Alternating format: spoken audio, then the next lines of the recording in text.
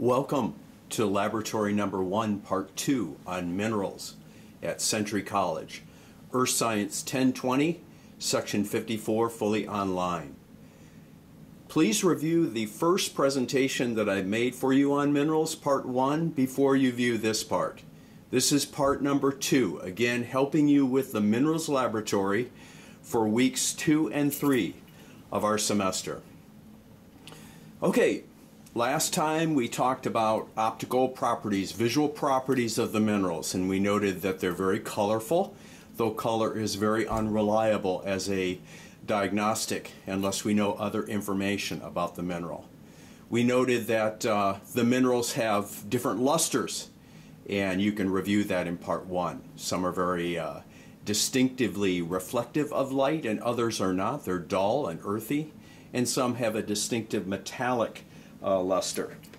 For instance, this mineral right here it has a metallic luster, and it shines, and it has kind of a gold color.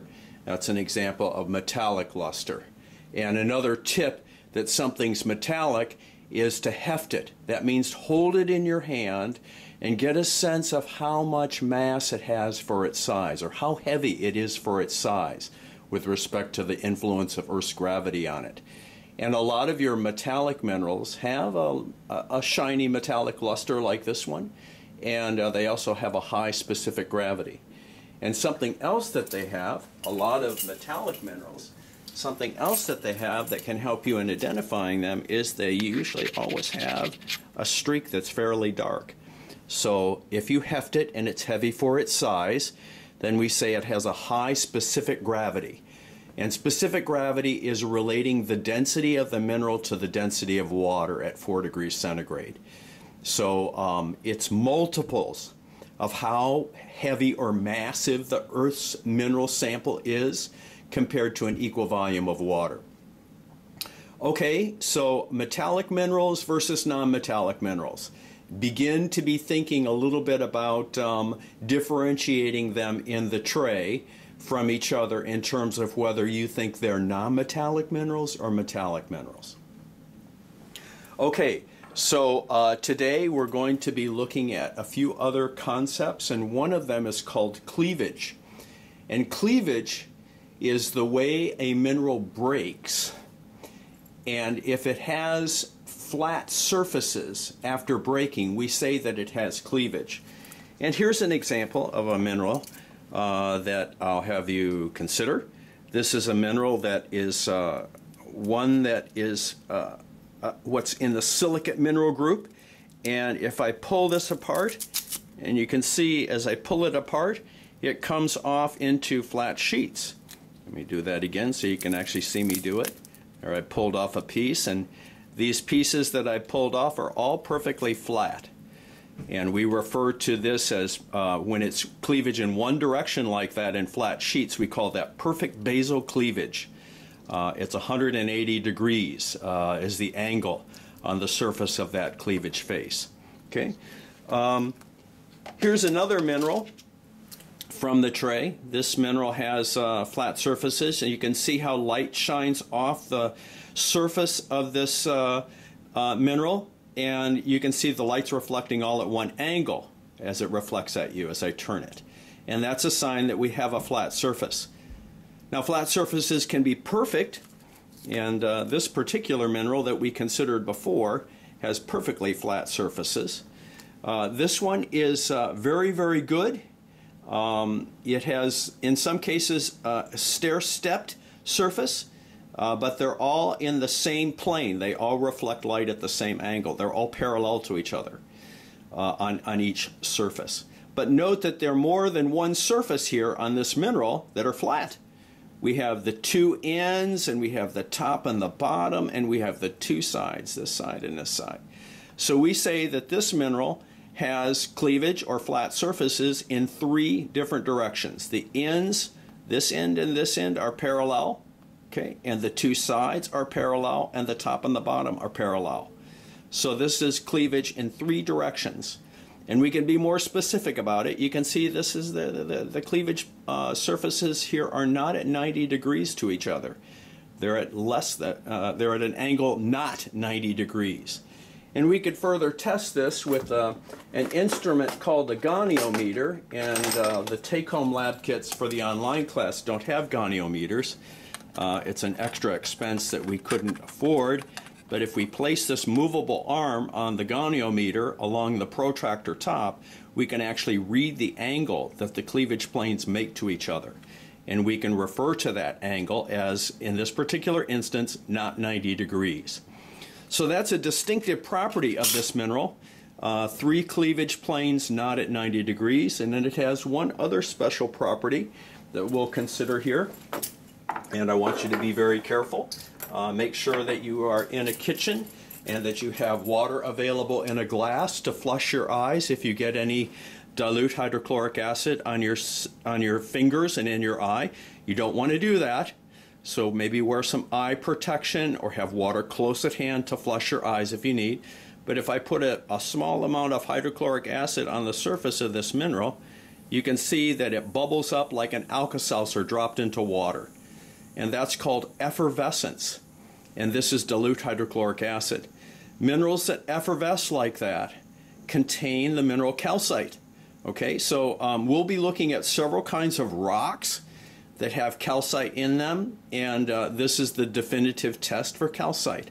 Put a little bit of dilute hydrochloric acid on the surface of the mineral, and lo and behold, it bubbles up. Calcite is calcium carbonate, CaCO3, and the hydrochloric acid is HCl, and the hydrogen ion in the HCl attacks the carbonate mineral, and it breaks off and releases carbon dioxide from the calcite mineral to the air. That's the bubbling, and it produces water and calcium chloride.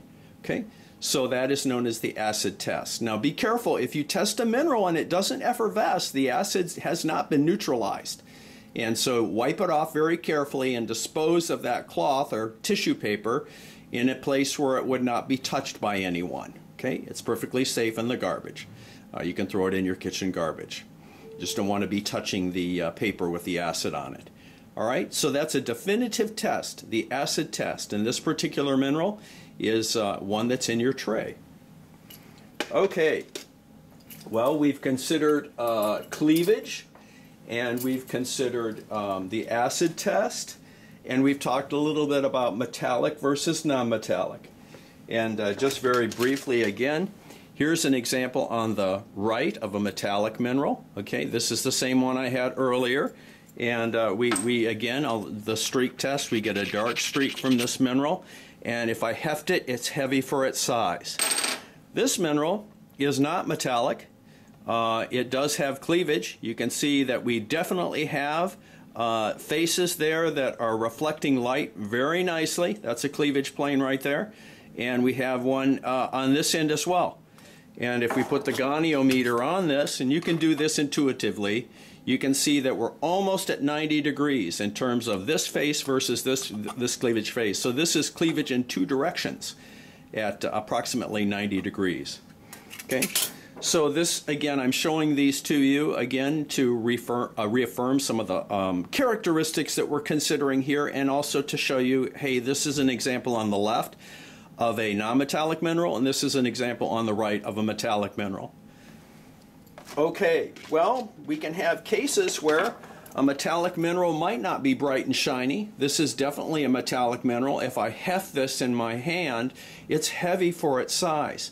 So this is a mineral that would be one that has a dull, dull and earthy luster to it. It's not very bright and shiny. And if we grind it on the streak plate here, we get a dark streak. So again, heavy for its size, a dull metallic luster, kind of a rusty luster, and a dark streak. So this one would be in the group of metallic minerals. Okay. Here's another example of a metallic mineral. It has a bright, shiny luster, and this mineral is very heavy for its size. And if I give it the streak plate here, and yep, we get a nice dark streak from this. So again, hefting, bright and shiny luster, and we can pretty much conclude that this is metallic. All right, and I want to show you one more mineral. sample, and that mineral is in a couple of different forms in your tray.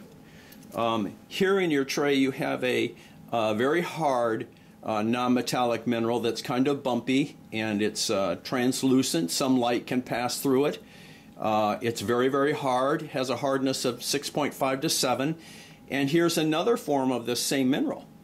And you can see that on the left we have a crystal form that's being expressed. And if we count the sides of this stem, it's 6-sided, and we have a pyramidal tip. So this is a crystal form of this mineral on the right. On the left we have the crystal form of this mineral. Very, very interesting geometry for this crystal form. But if I break this crystal, I will not get hexagonal stemmed and pyramidal tipped broken pieces. It has a special kind of fracture that is called conchoidal fracture, where you get rounded, smooth, and curvaceous surfaces with sharp edges. Okay, so this is actually the same mineral. This one forms in environments where there isn't space to express the crystal, and it's forming from magmatic processes, whereas this one is forming from precipitation in a cavity within the earth or within a rock in which the crystal can grow and not be restricted in its growth. Okay, so this is a very common mineral. Again, on the left is its crystal form, and on the right is a granular form of this mineral.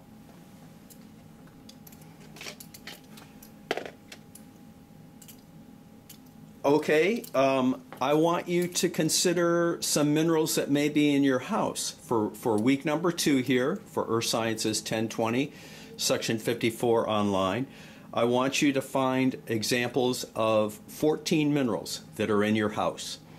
And of course, metallic minerals might jump out for you. We have the native elemental minerals like copper and gold and silver, so you can certainly look at piping in the basement for water, and you can look at your jewelry for examples of gold or silver or platinum if you have some jewelry.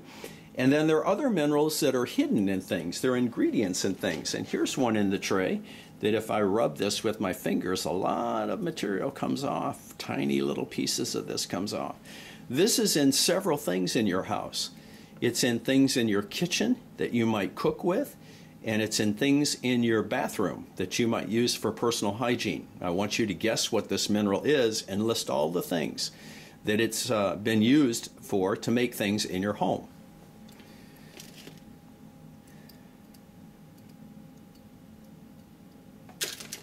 And this is a mineral that actually contains something else that's in your house for hygiene and that you might find in your bathroom.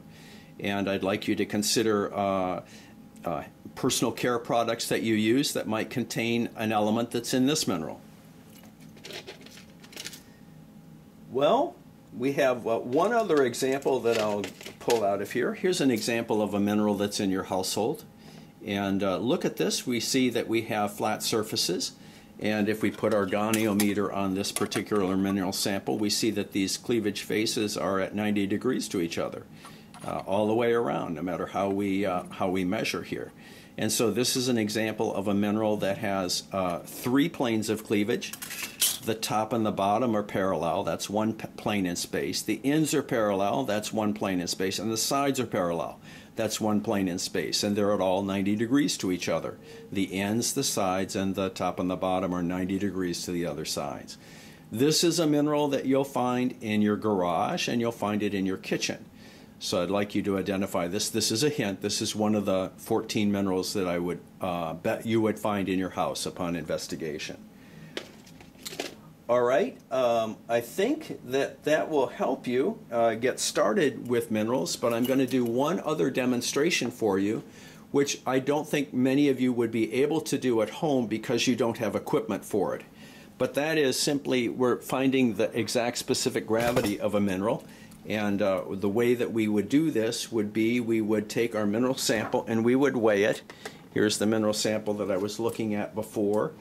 And we can see that this weighs 519 grams. Okay, so that would be our mass for this particular mineral, 519 grams. And then the next thing that we're going to do is we're going to put it in water. And I have this graduated cylinder filled to 110 milliliters.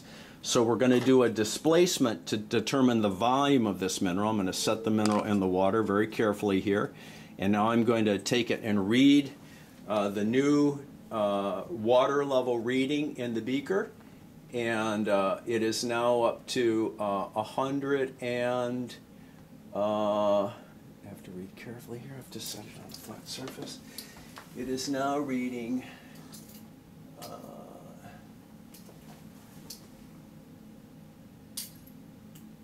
it's reading at 125, so it's displaced 5 cubic centimeters or milliliters.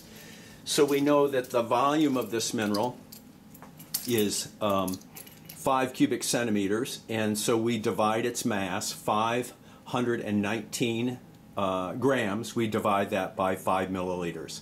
Actually 5 cubic centimeters, because roughly at room temperature here, a milliliter of water is equal to a cubic centimeter. So again, 519 grams divided by 5 cubic centimeters, and that would give us the density of this particular mineral.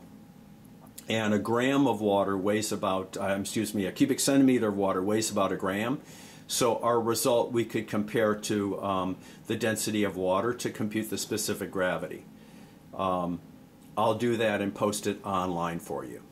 Okay, so we've talked about cleavage, and again we've used some samples here for you to see that when a mineral breaks and it produces flat surfaces, like we see in this particular example, of any number of flat surfaces, we say it has cleavage. And we've talked a little bit about whether the mineral is metallic or non-metallic. Here's some examples of, if I heft these, they're heavy for their size, and both of them will produce a dark streak if we streak them. So that's a pretty good tip that we're looking at a metallic mineral. Others can be harder. There's some minerals that can be either metallic or non-metallic, depending on the actual amount of element of metal that's contained in them. There are ores of iron that can be classified either metallic or non-metallic. So I think this will get you started. This is a quick preview of some additional properties related to investigating minerals. And I'll post some more instructions for you online. So this week, I want you to prepare a report that lists the color of the mineral, that lists the luster of the mineral, the streak of the mineral. I'd like you to heft it and tell me of 3 things. Is it heavy for its size? Is it medium for its size? Or is it very light for its size?